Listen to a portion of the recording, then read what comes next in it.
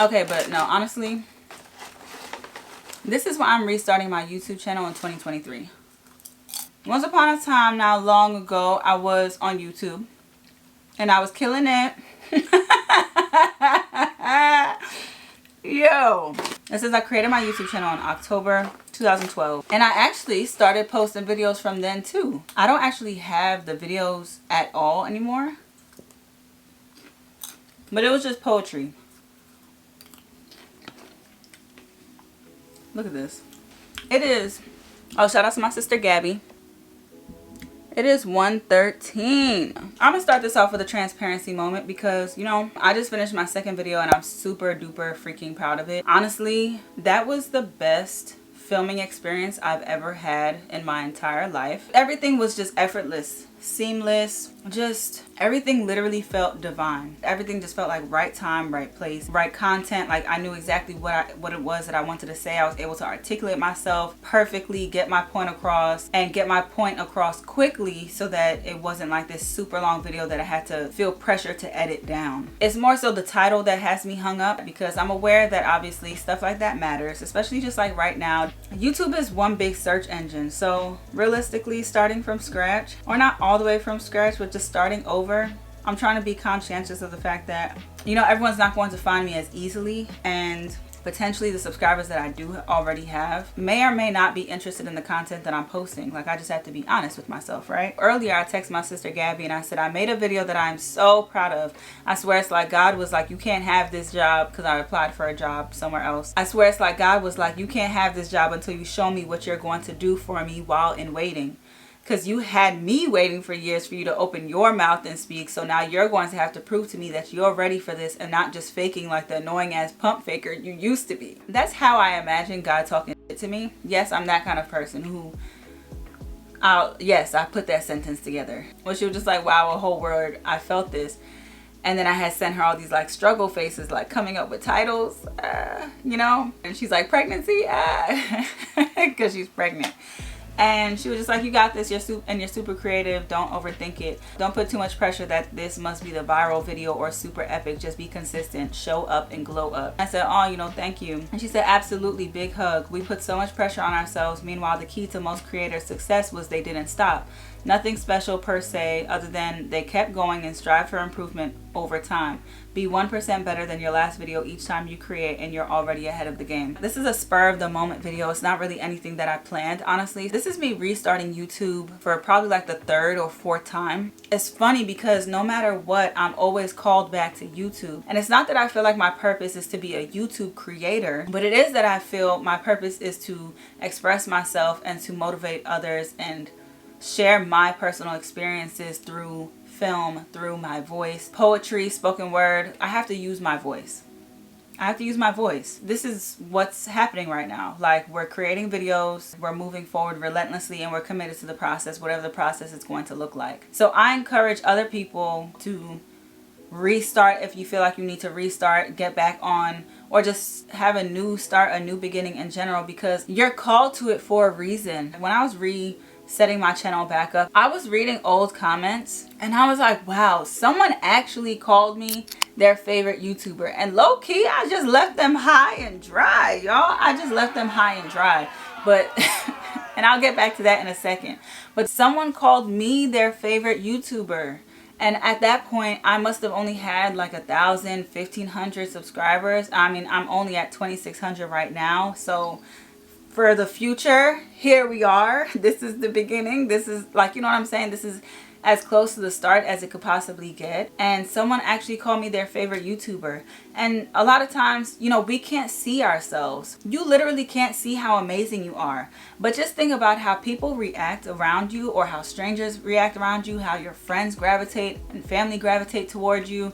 Like, that's the same feeling you give strangers. Like, you give people that feeling. And I know it's hard to conceptualize because, you know, we have our own idea of like who our favorite YouTuber is and what they do and how it is that they do things. And, you know, we have this idea of like how they make us feel. It's hard for me personally to conceptualize like me making someone else feel that way. But I did make someone else feel that way. And I'm not about to cry or anything. Or I hope not. But like, you're going to be someone's favorite. And that's actually one of the things that pushed me to like write my book. Like I wrote a book of poetry. One of the main things that pushed me to write that, and actually because I had spoken about it for years. Matter of fact, I talk about writing my book on my channel.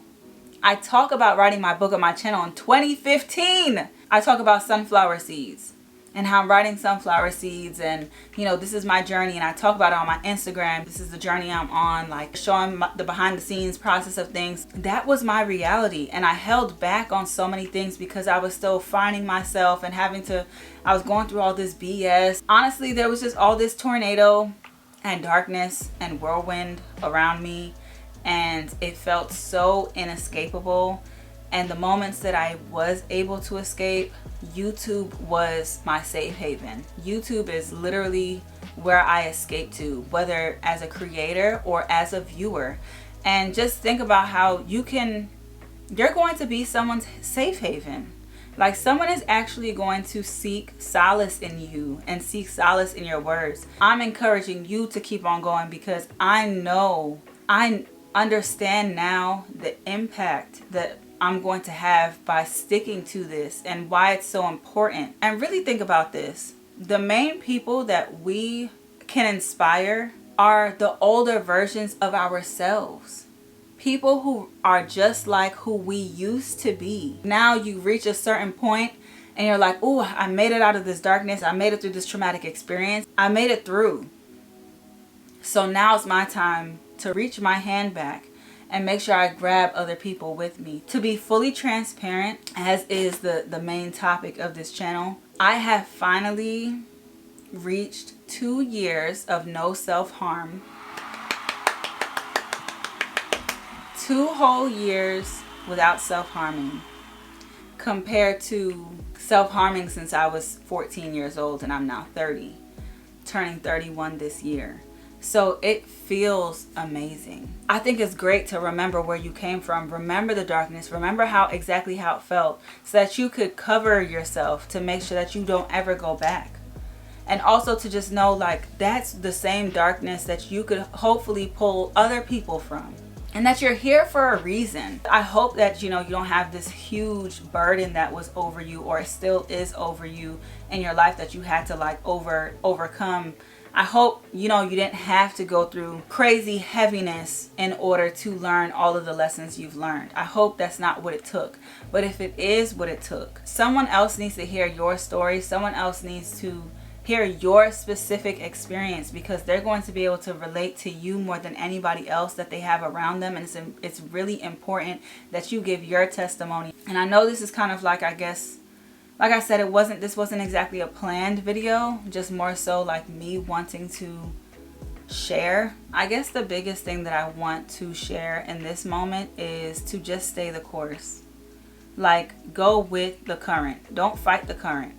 If something is leading you a specific way, don't fight the current. I know it's very easy to see these like big disruptive changes in our life as inconveniences, and it's easy to see them as burdens, but they are vital to your story. They're a necessity almost in order for you to become exactly who it is that you're intended to be. You literally had to go through what you've been through and are getting through. That was the formula it took to make you. Once we get through that initial shock of like, why me, right? Because let's just be honest, that's what it feels like. Why me? I know I personally have felt before like I didn't have to go through all that. I didn't have to go through all that to learn those lessons. I didn't have to go through all that. I feel like I could have learned the lesson off a movie, learned the lesson by seeing someone else's experience. I didn't necessarily feel like I had to go through all the lessons, all the weight that I went through. I didn't feel like I had to go through all that, but I did. When I'm being real and honest, and I'm being self-aware of all the layers I've had to peel back, all the times that I thought I was in one place and I had to reevaluate a situation and recognize I wasn't all that I was cooped up to be. And not in a self-hating kind of way, just in a I still have room to grow kind of way. The more I realize that I know nothing, the more comfortable it began to feel to be in this learning position. And now I'll take student any day. I want to learn all the lessons, and I want to learn them quick. Child, I don't want to have to learn them twice.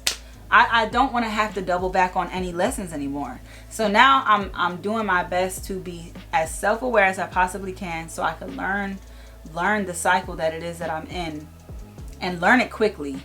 So I don't have to make another lap around the track. I just want to go around once. The 400 is literally where I stopped in track. Okay, that's as high as I went. So in life, I'm not trying to run more than a 400. I'm just not. And I don't have to. As long as I pay attention, keep my eyes peeled, I can learn all the lessons the first time that they cross my path. But the point is, they are necessary. And we do have so much more to learn. Even when we have one thing figured out, that could just be the surface layer of things.